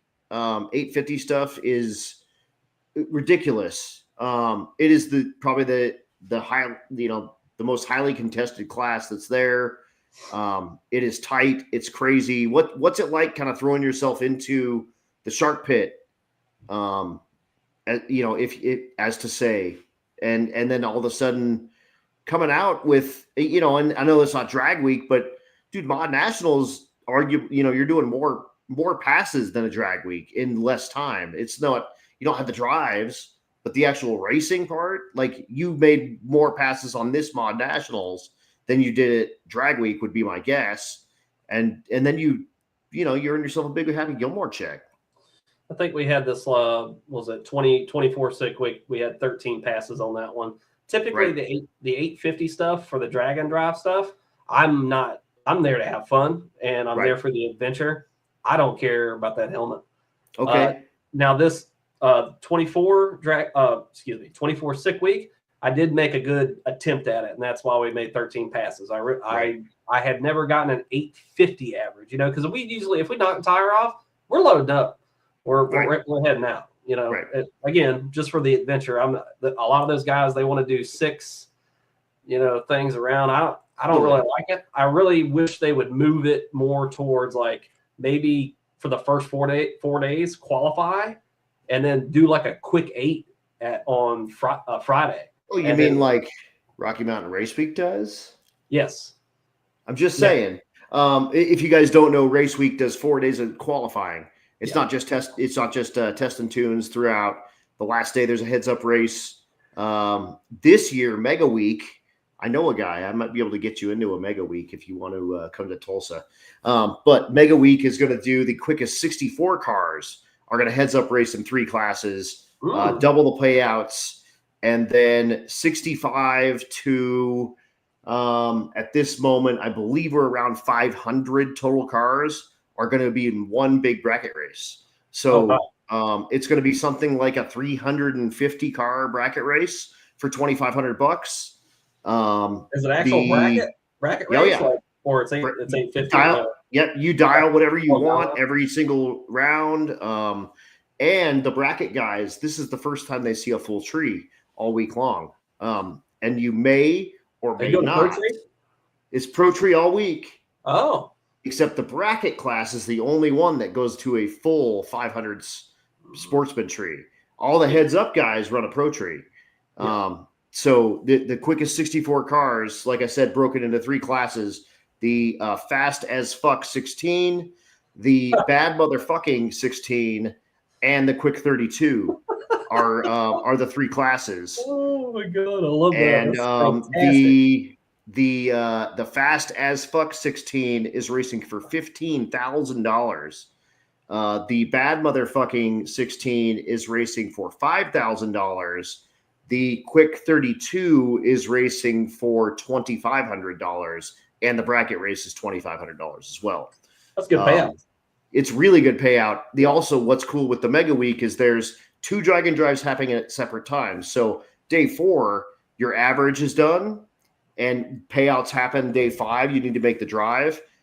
We reset your shootout is based on your quickest pass, not your quickest average. That way, if you have a bad day and you still have a good pass, that's what qualifies you into your class. And then so the quickest average overall also is going to win $15,000. So we're gonna have near $100,000 of payouts. So this is gonna be like a mod national style drag and drive. So you let me know. We start and finish in Tulsa, and we have some spots left available for that. I don't think I'll be headed to Oklahoma. Well, you just let me know. Like I said, I know a guy. We're getting down in the nitty gritty here, but I want to know about just this last weekend, drag and drive. Thanks, Brian. Holy shit. This last weekend, a buddy of yours picked him up a check in the 860 class. Oh, yeah. Dude, talk to us about Mr. Mall. Dude, I've been tuning this Craig's car for a hot minute. This thing had a 4-valve in it before, And, you know, he would race like maybe once a year. He would do mod nationals usually. I think he did an NMRA a couple times. Yep. True Street deal. And it used to have a stick in it as well. It had a blower. Testicles. He had a blower on it and stuff. And when the 4-valve expired, he wanted to do a similar setup like mine. So he kind of went through and, you know, just asked here and there, what do I do about this? Before I worked at Modular Head Shop, he had them degree the cams and all that kind of good stuff. And he slowly put it together. I can't remember how long it took him. It was a little bit over a year, something like that. And it's got a 400. The turbo's a little kind of small on it, but, you know, it apparently still runs pretty good. And anyways, yeah, he got this thing up and going for Mod Nationals, and we did the 950 class with it. And he showed up. I set up the anti-roll bar on it because it was backwards. That'll happen. Yeah. Yeah. It had negative preload in it. But I don't know who said it before, and the weight changed with all the new changes. It happens. And stuff like that. Stuff Yeah. happens. It was not going to. Julie was killing it on the video stuff, like getting that back to me because our class was before his class, so I can't watch stuff like I normally would do. Right. She's up there, dude, just crushing it with video and stuff, and I can point out problems, you know, when they're able to video both sides of the car. Totally. So I go fix it. We get a tune-up in it that was pretty competitive, and he made it past first round in there. And then he got treated on the second one, and then let's see, we go to fast forward a little bit. You guys announced the Fun Ford, the Spring National stuff, right? So okay, we're gonna go do this, and he takes it up to SGMP for, I think it was like a import thing. And he just did a little bit of testing. Yeah, so I sent him an email. I wasn't up there, you know, so I just sent him a new tune via email. I think we just got done playing like 6 hours of Uno. So this was, I'm serious. 6 hours of Uno with Grandma. All right. So I hop in bed. It's like midnight. I send him a tune over, and it says 8s or sell it. I love it. I love it. And first pass. The 8s or sell it tune. Yeah. And he did personal best every single pass. For this event, yeah. So this was at the import event. He went at 870. Right. Yeah, 879, and I was like, all right, well, that's not good enough. You know, we need to keep working on it. So we kept. I threw him another tune, and it started spinning. Because I think they only prepped it. You know, there was a bunch of street tire cars. Like, you know, they're not doing a ton of prep. Yeah, it's questionable. Yeah. Anyway. But at the same time, I'm like, it should still go down, right? So I was like, all right. I was like, get online, try to find some bolt-on, like, lower control arm stuff. You know, mine are welded on. You know, it's a little pricey to take the rear end out, have everybody put it on jig, all that stuff. So he gets these like $120 lower control arm brackets. I'm like, perfect. Put them on there, and then I'll adjust everything when we get to spring break for nationals, right? Yeah, presented by Vengeance Clutch. Yeah, we appreciate those guys. That really was an awesome event, by the way. It really was. Yeah. It really was. It was. It was for an inaugural event. Mm-hmm. Even for an event that had been around for a little while, it was good. But for an inaugural event, it was gangster. Next year is going to be off the chain. Yeah, off the chain. And they had good payouts. The prep was really good. The track, everybody at the track was, just phenomenal. And it was exciting. It was good racing. The classes were good. Good racing, like really good racing. Seriously. Right. It was fun to call. It was fun to watch. Racers were having fun. Sponsors were having fun. It was like Mod Nationals Junior. Yeah. It's smaller payouts. It was smaller car count, but I see no reason why that doesn't turn into an early version of Mod Nationals. Still good payout though. $2,500 for 850. Yeah, exactly. Like that ain't that ain't nothing. That's pretty good money, and brought in a bunch of the NMRA staff and stuff. And I can tell you firsthand that those people are not cheap. That stuff costs money, but that's the reason that stuff ran the way it ran. There wasn't no joke on tech. That is literally the first time I've done drag week. I've done tons of events where usually they're pretty looking at stuff. And this dude actually checked my diaper that I had just put on the night before. Yep. And I was like, I don't think I've ever had anybody look at the diaper before. That's crazy. Yeah. But, super just awesome event. They take that stuff seriously, and they should, and they have to. And it's I think that needs to be a thing kind of coming more often. Yeah. And even not to hem you up, but just to let you know, like, okay, I'll let you run. But dude, next time I see you, put a diaper on this thing, do XYZ to make it right. You should have some type of containment device so you don't ruin our fun. Seriously. Yeah. We did have a couple of motors expire at that race, but dude, cleanups were really quick. We had the one that was long because it was a really long oil down. I think he had a containment, but the rod had sawed the block in half. Yeah. And there's not a containment system on the planet that'll hold that. No. So, what are you going to do? But the handful of other issues that we had, dude, it was quick. We had really, really quick turnarounds. The SGMP crew, do a big shout out. I'm sure Raul's sleeping now, like he should be. Those dudes, they did a really, really good job for that, especially for an inaugural event. And it sucks that you had the injector problem, but how about Craig Ball? I mean, like you said, like a dude of yours, a buddy of yours goes out. He does do personal best, I think, all weekend long. Every single pass was a personal best. And then he parks the bullshit in the winner's circle. Yeah, so he gets to the event. We go out, I go grab a measuring tape, and we get to work on the suspension stuff. And he makes his first 2 qualifying passes, and it is not good. So it's breaking up, doing all kinds of weird stuff. He brought the laptop over to Houston's trailer. Yeah, that's just the tuner. That's the tuner fucked that one up. Yeah, no kidding. I'm like, I compare the data logs, and it's like dipping fuel pressure, like all the way down to like 39 pounds for some reason. Oh, wow. And I'm like, check your pumps, check the wiring. Like, it's really weird, but it's happening. Fuel filter or something. Yeah, it's just something like really weird because it would recover itself, but it was really weird. And then I was like, Craig goes, well, let Houston look at it. And I was like, all right, well, he sees something I can't. And he did. He was like, put fuel in it. Right. Wrong with it. It ain't got no gas in it. Yeah, how much gas is in the tank, dude? I watched him put fuel in the car, but the fuel gauge was not correct. Okay. So he goes over there and he puts 9 gallons in it, and it's only like a 11 or 12 gallon tank. Right. So shout out to Houston, because that saved us a bunch of figuring, and that allowed Houston out of McLean Motorsports. Yep. And he's at work tonight, so stay safe, my friend. Yep.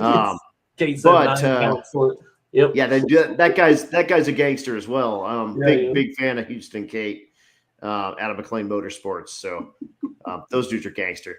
Yeah. But, so we get into so you throw some gas in it, and the thing just starts acting right. Yes. So we get up to the next one. All right, we got to put some steam in this thing. We got to run an 860. We can't be running 879 and doing anything. Yeah, you're dead in this class if you're 879. If you're 865, you're dead. Yeah. Everybody's running tight. Like you got to be tight to the number, or you're going to get booted out.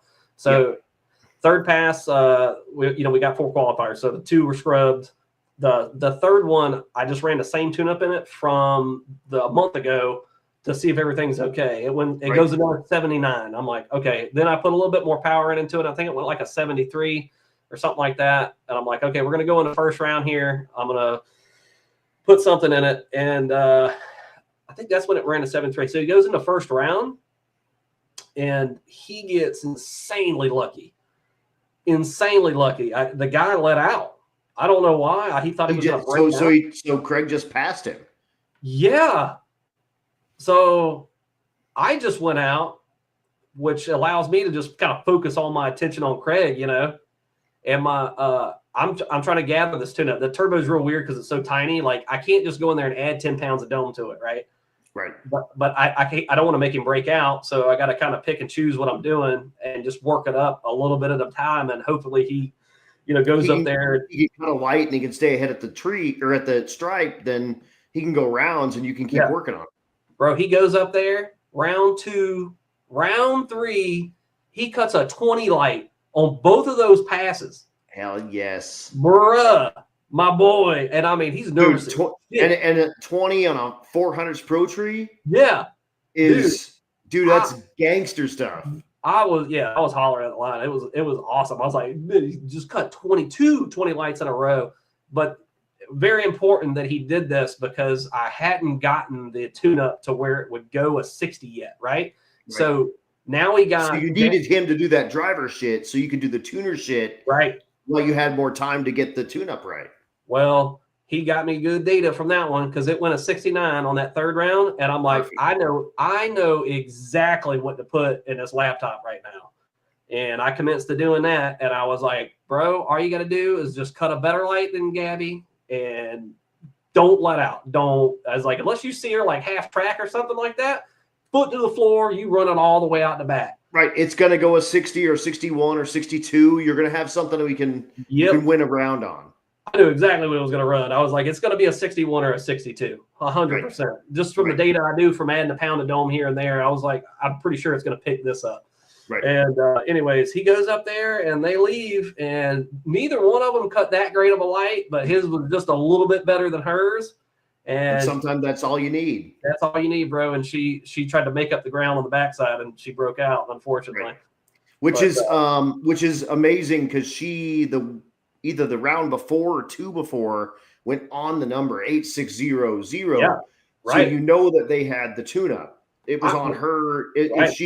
If she could drive the car, the car was going to go 860, 861, 862. And so at that point, it's a tuner's battle. Yes, he needs to do his job and let off the button right. But if they're even on the starting line, it's you and her, right? On a tune perspective, and he turns on a wind light. Yeah, and actually, she had been like pretty decent on the tree. I think she was the whole weekend. Yeah. Her and Sebastian were really, really good on the tree. That Luan camp brought it, and they brought 7 freaking cars and sponsored the 860 class. Yes, they did. Thank you so much to Luans for, and they brought Cuban pastries from Miami as well. I think somebody went over there and got them. I can't even remember who it was. It might have been Houston that went over there and got some of those things. Dude, if you never had those. No, I didn't even get to try one. Oh, you're missing way out. Yeah, Kate said the 860 class was, and it's the same thing as 850 and Drag and Drive. Yeah. It's some of the tightest racing there is. Everyone's got their stuff together. There's no such thing as a duck. It was a good time. It was really, really cool to watch all those guys duke it out.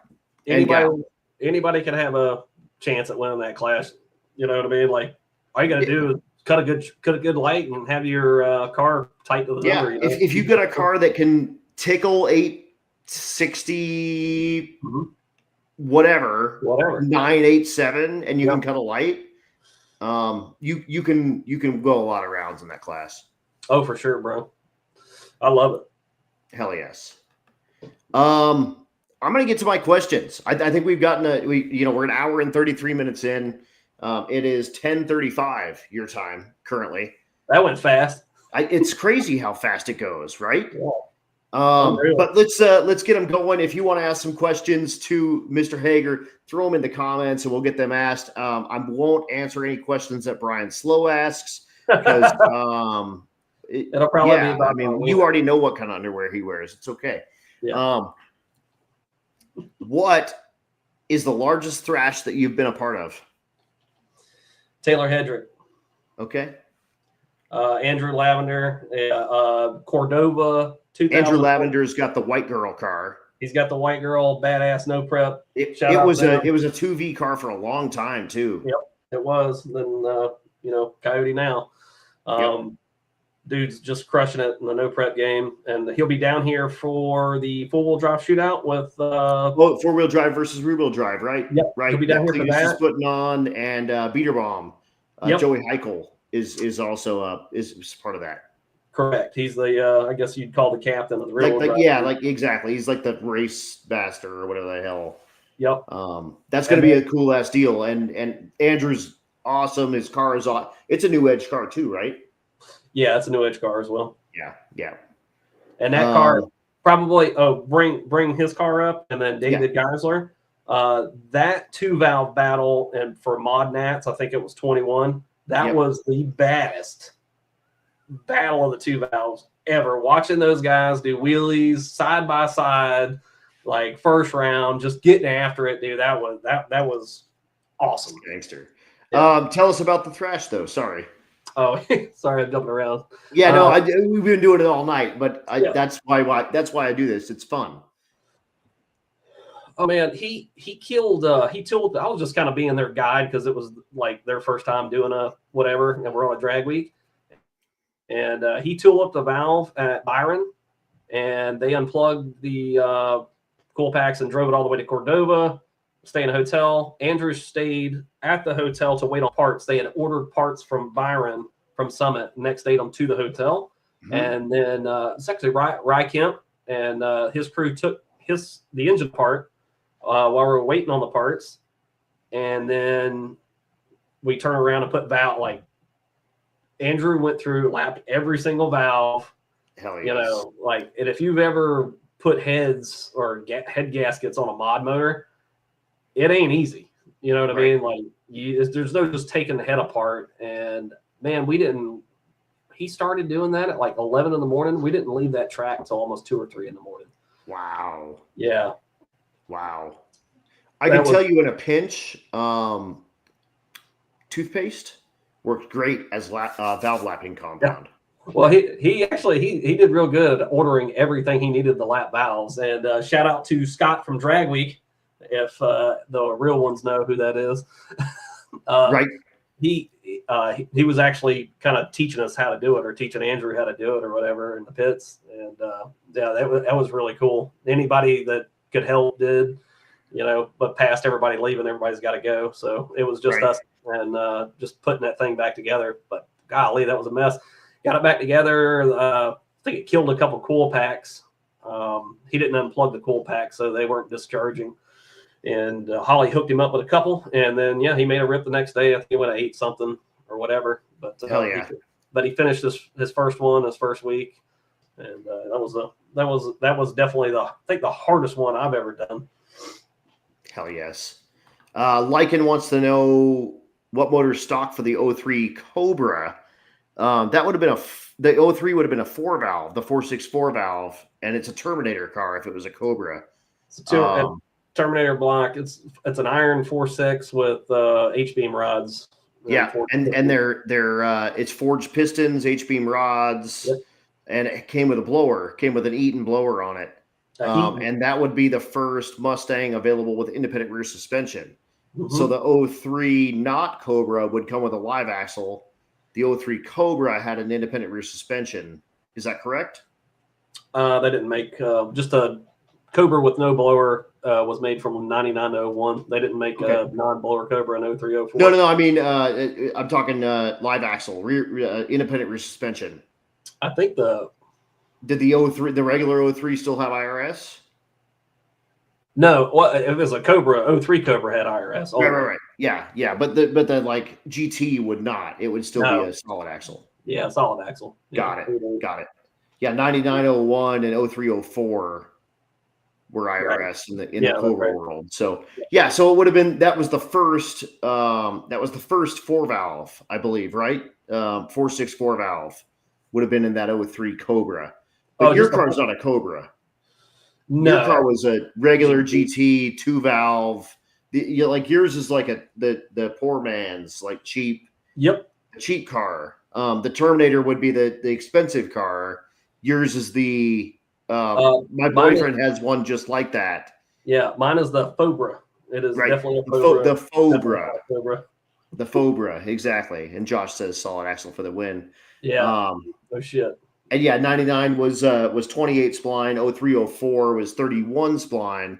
I know that because my Cadillac has an 0304 Cobra 8.8 in it. Okay, the IRS 8.8s. I always get that confused. I'm like, they had an 8.8, and I was just like, okay. I guess it's the IRS one, so it just has stubs. I don't know anything about the IRS stuff. But mine has an iron case that came out of a Thunderbird Super Coupe. So the 31 spline carrier and stuff from the 0304. Stick with me. I got Ford shit in my car. I'll show you around. But it's IRS. It's all IRS stuff. The Cadillac, the first gen CTSV, has a 6 3/4 ring gear stock, and they're garbage. They're 4,000 pounds, and they all came with sticks. So a 6 3/4 ring gear gets destroyed in 5 seconds with a 4,000 pound car and a 6-speed manual. So yes, I spent an ass load of money putting an 8.8 in my car, but it's absolutely awesome now. So stick with me. I'll show you some shit. I got Ford rear ends in both my cars. So, I'm a Ford guy at heart by the rear end, from what I hear from you. I've seen your OnlyFans. Okay. My next question. Tell me about the one that got away. What car did you sell you shouldn't have sold?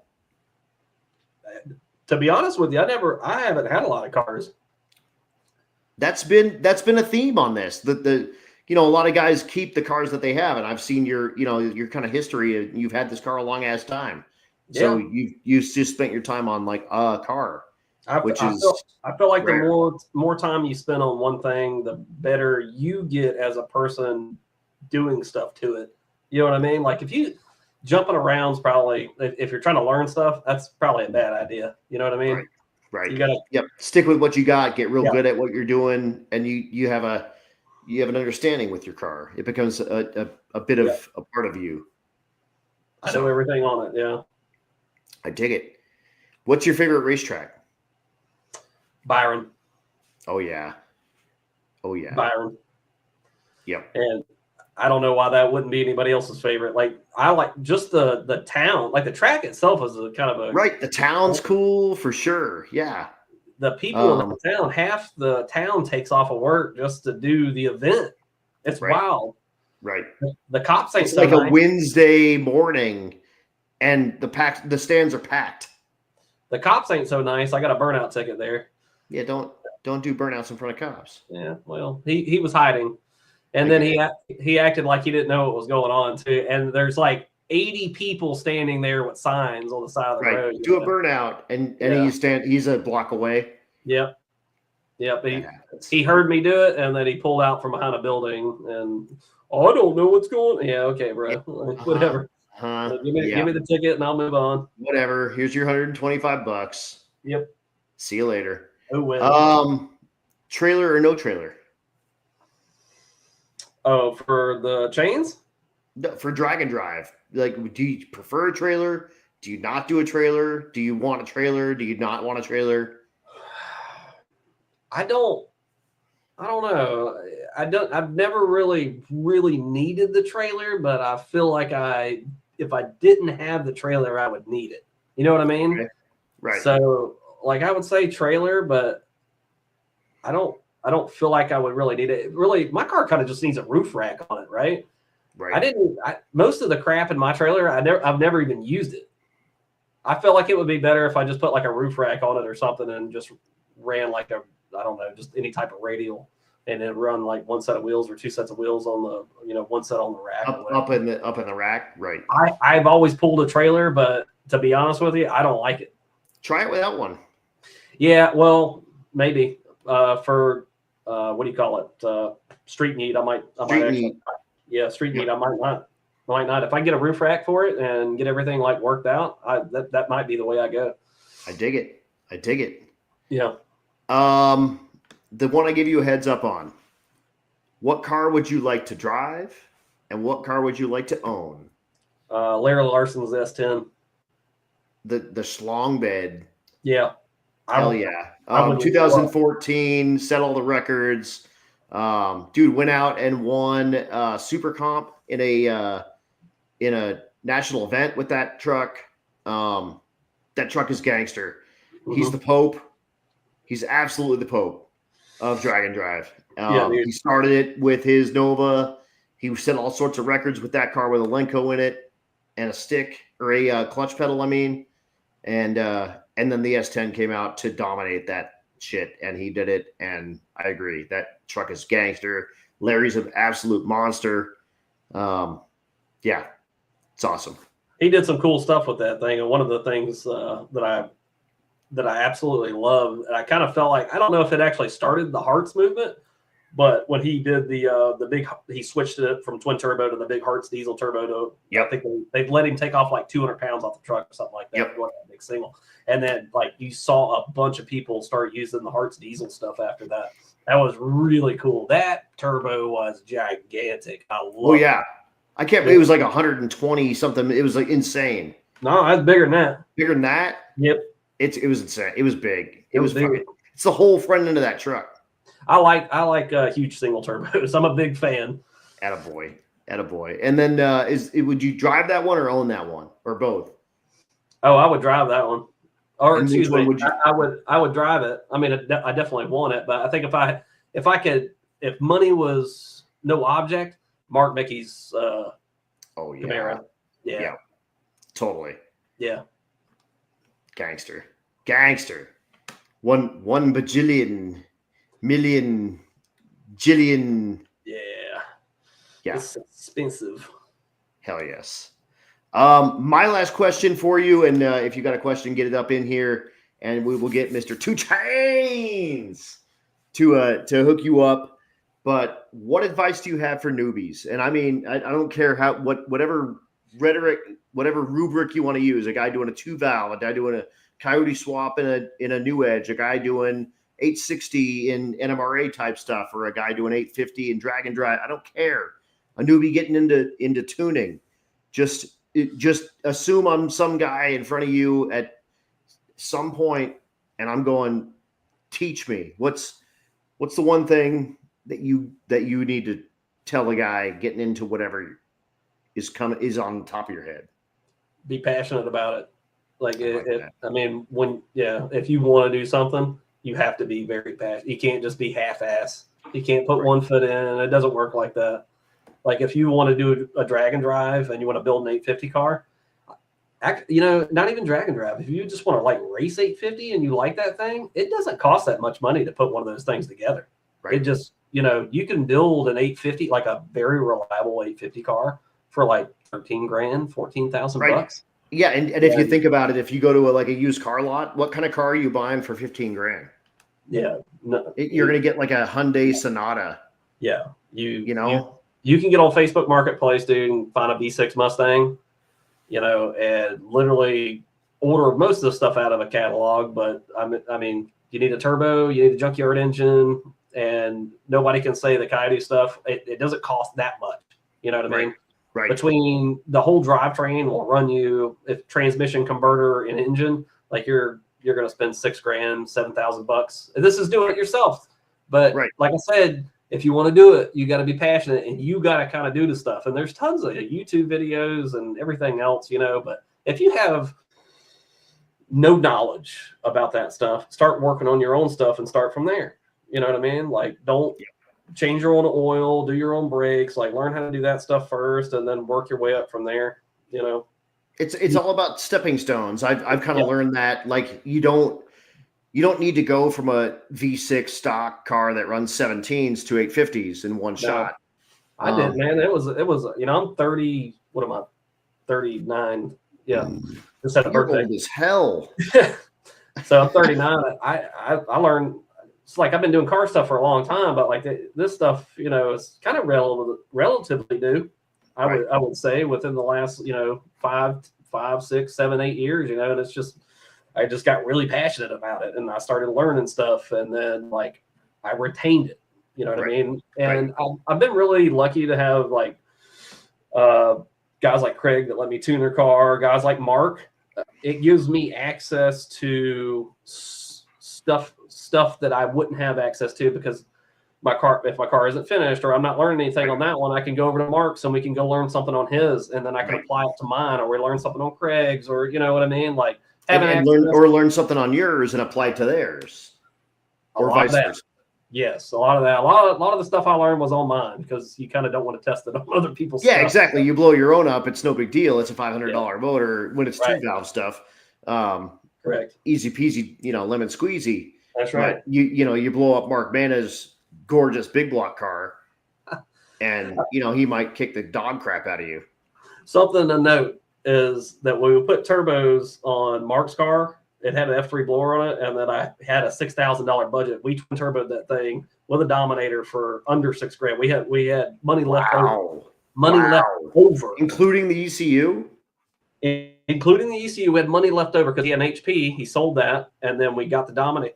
He sold the blower for whatever amount, right?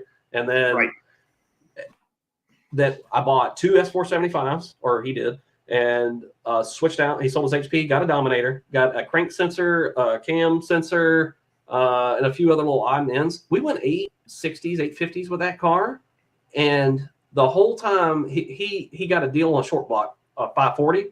So he wanted to switch over to that because it was a 2-bolt main big block. We put it on the floor, and it was just chilling. It's chilling there now. But when we pulled the heads off this thing to put it on the 540, it's got paper head gaskets. 2-bolt main, cast crank, paper head gaskets, probe pistons, like some HB rods or whatever. Cam that's definitely not the right size for those heads, like some cheap roller rockers, bro. I couldn't believe it. I was like, I kept that thing alive for a long time. And it shouldn't have. Everybody that knows stuff about big blocks, if you get into a big block for him, they kicked him off because they said he was a liar. That it wasn't a 2-bolt main. And I'm like, it is. Like, I'll show you a picture of it. Yeah, it for sure is. Paper head gaskets and everything. You know what I mean? Right. That's awesome. That's awesome. And I agree with you too. Like, even my world, like announcing, like you can tell a dude that is reading the screen, and you can tell a dude that gives a crap about what he's talking about. And like, I really, really pride myself to be that second guy. I still can't believe I make money doing what I'm doing. I can't believe it either. I know. Fuck off. You suck. That said, I'm gonna call it, dude. We're good. It's almost 11 o'clock your time. I'm gonna let you get to bed because you got to go play Mr. Mom tomorrow, and tune some people's cars and whatnot. So I'm gonna let you get yourself to sleep. But dude, I appreciate you coming on to this, and I'm sorry that your CHAINZ world didn't work out very well this weekend, but it's so awesome that Craig got himself into the winner circle. That's gangster, and of course, I might have been with our homies at SGMP. And I do have to give a quick shout out, and you did a little screenshot on this video that we took. But Mod Nationals, you were the first car down after TJ and I did a mile-long cleanup in the right lane at SGMP, and the first car down was you, and you put that bull crap on the bumper, and TJ looked up at me in the tower and gave me a thumbs up because we had it back to tight after a real long cleanup. And dude, TJ, we lost a week ago in a weird freak tornado at Texas Motorplex. TJ was a big contributor into the Mustang community, and he and I were buddies, and we met at Mod Nationals at SGMP this year. Dude, rest in peace to that cat. And if you think about it, they're doing a service on Friday. If you're in Stone's Throw at Texas Motorplex, please get down there. Check it out all on their social medias, or T&E Promotions, which was TJ and Eric's place. Check out Venmo. You can give to Cassie. I heard through Derek Putnam that a bunch of the winners of that race gave their winnings to Cassie. They raised over $100,000 at TX2K. Wow. For Cassie and those three boys. So they're going to need more than that. Yes. It would be cool if the community could send those two kids to college. I know Kobe's already in, kind of working his way through, but those two younger kids are going to need some help. So don't forget about them. They're going to need help kind of moving forward. There are people. So if you can, it's TJ Bailey Family Fund on Venmo. Make sure you're giving to the right one. There's a couple of people that have that, total pile of shit humans that are trying to steal from that and spelling it wrong. So if you have any questions, go to T&E Promotions or Texas Motorplex. All their social medias, their websites have all the stuff where you can give to them. And Friday, I believe 10 a.m., they're going to do a little remembrance life for him or at Texas Motorplex. So if you're a stone's throw away from that place, please get there. If you're not, consider giving them a little bit of something, even if it's $1. That'll go a long way for them. So that was cool for me to have you be the next car down and put that crap on the bumper. And rest in peace, Mr. Bailey. That dude was one of the real ones. And yeah, dude, like I said, that was a big part of me being friends with you, is you being in that video. That little situation, yeah. I mean, yeah. That video I'll never forget. I mean, I'll never forget that experience. And yeah, you know, I feel so bad for his family, and everybody give some money, because $100,000 it's not enough. Yeah, exactly. I mean, $100,000 sounds like a lot of money, but they got 2 kids for sure minimum they need to put through college. Right. Cassie's going to need help the whole rest of the time raising those boys.